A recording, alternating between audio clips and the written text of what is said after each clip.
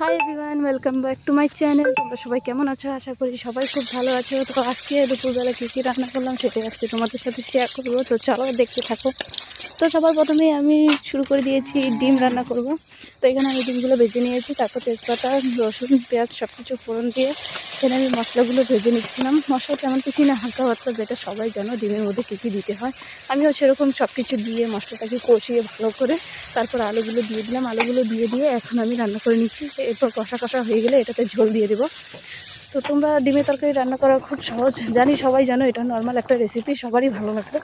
তো সবাই খুব সহজে এই ডিমের রেসিপিটা বানিয়ে নিতে পারবে। তোমাদের কার কার ভালো লাগবে একটু কমেন্ট করে জানিও।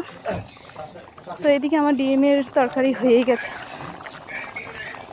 আমি বেশি রান্নাবান্না পারি না, যেটুকুই পারি সেটাই তোমাদের সাথে শেয়ার করে। যদি ভালো লাগে তো লাইক কমেন্ট সাবস্ক্রাইব করে দিও।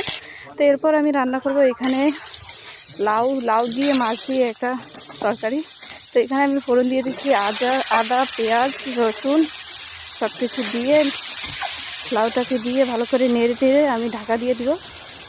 তো এর মধ্যে দিয়ে দেবো আমি জিরা আর একটু লঙ্কা বাটা। তারপরে মাছের পিসগুলো দিয়ে দিলাম, এগুলোকে ভেঙে থেতে দিয়ে শুরু করে দিব রান্না। তো এখানে আমার লাউ তরকারিও হয়ে গেছে। কেমন লাগলো কমেন্টে জানি। আজকে আমাদের বাড়িতে হয়েছিল কচু শাক, মাথা দিয়ে, মাছ দিয়ে, লাউ, তারপর হচ্ছিল ডিমের ঝোল। তো তোমাদের কেমন লাগলো